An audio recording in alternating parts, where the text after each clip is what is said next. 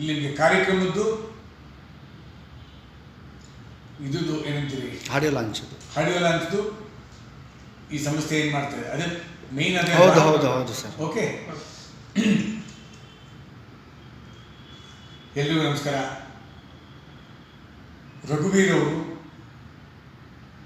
ಸುಮಾರು ಕನ್ನಡ ಚಲನಚಿತ್ರೋದ್ಯಮದಲ್ಲಿ 18 ಸಿನಿಮಾ ಇಲ್ಲಿ ನಟಿಸಿ ಸಾಕಷ್ಟು ಹೆಸರು ಮಾಡಿ ಭಾಳ ಚಿಕ್ಕ ವಯಸ್ಸಿನಲ್ಲಿ ನಾವು ಕಳ್ಕೊಂಡವ್ರನ್ನ. ಅವ್ರು ಮಾಡಿದಂಥ ಚೈತ್ರದ ಪ್ರೇಮಾಂಜಲಿ, ಶೃಂಗಾರ ಕಾವ್ಯ, ಮುಂದಾಯಣ ಎಲ್ಲ ಪಿಕ್ಚರ್ಗಳು, ಎಲ್ಲ ಸಿನಿಮಾಗಳು ಕೂಡ ಹಾಡುಗಳು ಅದ್ಭುತವಾಗಿತ್ತು, ಸೂಪರ್ ಹಿಟ್ ಆಗಿತ್ತು. ಸೊ ಮೋಡ ಕವಿದ ಮಂಜು ಮತ್ತು ಮುಗಿಲ ಚುಂಬನ ಎರಡು ರಘುವೀರ್ ಅವರ ನಟನೆ ಮಾಡಿದಂಥ ಸಿನಿಮಾಗಳು. ಮೋಡ ಕವಿದ ಮಂಜುನಲ್ಲಿ ವಿಶೇಷ ಏನಂದರೆ ಸ್ವರ ಸಂಯೋಜನೆ ರಘುವೀರ್ ಅವರೇ ಮಾಡಿದ್ದು. 2-3 ಹಾಡು ನಮ್ಮಲ್ಲಿತ್ತು, ಆವಾಗ ಅಗ್ರಿಮೆಂಟ್ ಸೈನ್ ಮಾಡಿದ್ದು, ಹಾಗೆ ನಿಂತೋಗ್ಬಿಟ್ಟಿತ್ತು.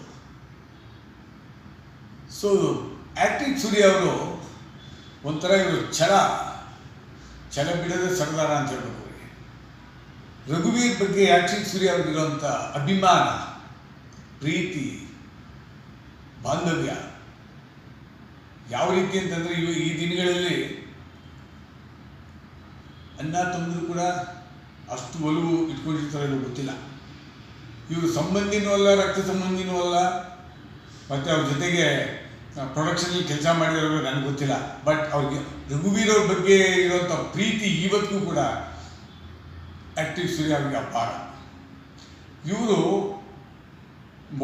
ಮೋಡ ಕವಿದ ಮಂಜು ಈ ಸಿನಿಮಾ ಹಾಡುಗಳನ್ನು ಲಹರಿನಲ್ಲಿ ಅಗ್ರಿಮೆಂಟ್ ಆಗಿದೆ, ಹೆಂಗಾದ್ರೂ ಬಿಡುಗಡೆ ಮಾಡಬೇಕಲ್ಲ ಅಂತ ಅರಸಾಹಸ ಮಾಡಿ ಚೆನ್ನೈಗೆ ಮತ್ತೊಂದು ಮಗದೊಂದು 100 ಕಡೆ ಸುತ್ತು ಆ ಹಾಡುಗಳನ್ನು ತಂದು 58ನೇ ಹುಟ್ಟುಹಬ್ಬದ ಪ್ರಯುಕ್ತ, ರಘುವೀರ್ ಅವರ ಹುಟ್ಟುಹಬ್ಬದ ಪ್ರಯುಕ್ತ ನಯನ ಸಭಾಂಗಣದಲ್ಲಿ 17ನೇ ತಾರೀಕು, ಈ ತಿಂಗಳು ಮೇ 17ನೇ ತಾರೀಕು ಸಂತೋಷ್ ಹೆಗ್ಡೆ ಸಾಹೇಬರು ಬರ್ತಾ ಇದ್ದಾರೆ.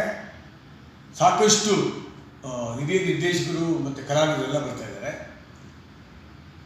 ಸಂತೋಷ್ ಹೆಗ್ಡೆ ಸಾಹೇಬರ ಅಮೃತಸ್ಥಿಂದ ಈ ಮುಗಿಲ ಚುಮ್ಮನ ಮತ್ತು ಮೋಡ ಕವಿದ ಮಂಜು ಧ್ವನಿಸುಳಿಯನ್ನು ಲಹರಿ ಸಂಸ್ಥೆಯಿಂದ ಬಿಡುಗಡೆ ಮಾಡ್ತಾ ಇದ್ದೀವಿ. ಭಾಳ ಅದ್ಭುತವಾದ ಕಾರ್ಯಕ್ರಮ, ದಯಮಾಡಿ ಎಲ್ಲರೂ ಬನ್ನಿ. ರಘುವೀರ್ will miss you always. You are a wonderful person, ಹೃದಯವಂತರು. ನೀವಿಲ್ಲ ಅಂತ ನಿಜವಾಗ್ಲೂ ನೀವು ಇದ್ದಿದ್ರೆ 100 ಪಿಕ್ಚರ್ ಮಾಡ್ತಾಯಿದ್ರಿ, ಇವತ್ತಿಲ್ಲ ಅಂತ ಅಂದ್ಕೊಳ್ಳೋಕ್ಕಾಗಲ್ಲ. ಯಾಕಂದರೆ ಸೂರ್ಯ ಅವ್ರು ಬಂದು ಪ್ರತಿ ಸಲ ಜ್ಞಾಪಕ ಮಾಡ್ತಾ ಇರ್ತಾರೆ, ಸರ್ ರಘುವೀರ್ ಸರ್ ಇಲ್ಲೇ ಇದ್ದಾರೆ ಅಂತ. ಇಡೀ ಕುಟುಂಬಕ್ಕೆ ಇವತ್ತಿಗೂ ಕೂಡ ಭಾಳ ಮಿಸ್ ಮಾಡ್ತಾರೆ ಅವರು. ಆ ಕುಟುಂಬ ಬರ್ಲಿಕ್ಕೆ ಶಕ್ತಿ ಕೊಡಲಿ, ಭಗವಂತ ಒಳ್ಳೆಯ ಮಾಡಲಿ. Thank you. ಎಲ್ಲ ಸಂಗೀತ ಪ್ರಿಯರಿಗೂ ನಿಮ್ಮ ಲಹರಿಗೂ ಮಾಡುವ ನಮಸ್ಕಾರ. ರಘುವೀರ್ ಅವರು ನಟನೆ ಮಾಡಿ ಬಿಡುಗಡೆ ಆದಂಥ ಎಲ್ಲ ಚಲನಚಿತ್ರದಲ್ಲೂ ಕೂಡ ಹಾಡುಗಳು ಅದ್ಭುತವಾಗಿತ್ತು.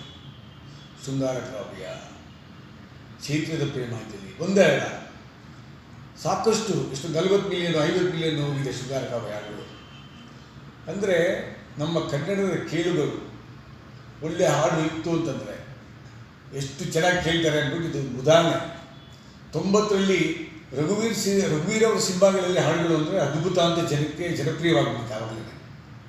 ಸೊ ಇವತ್ತು ಅವಾಗ ಯೂಟ್ಯೂಬ್ ಇರಲಿಲ್ಲ, ಇವಾಗ ಯೂಟ್ಯೂಬ್ ಇದೆ, ಬೇರೆ ಬೇರೆ ಪ್ಲ್ಯಾಟ್ಫಾರ್ಮ್ಸ್ ಇದೆ. ಅವಾಗ ಬರೀ ಧ್ವನಿಸುಳಿ ಮಾತ್ರ ಇತ್ತು.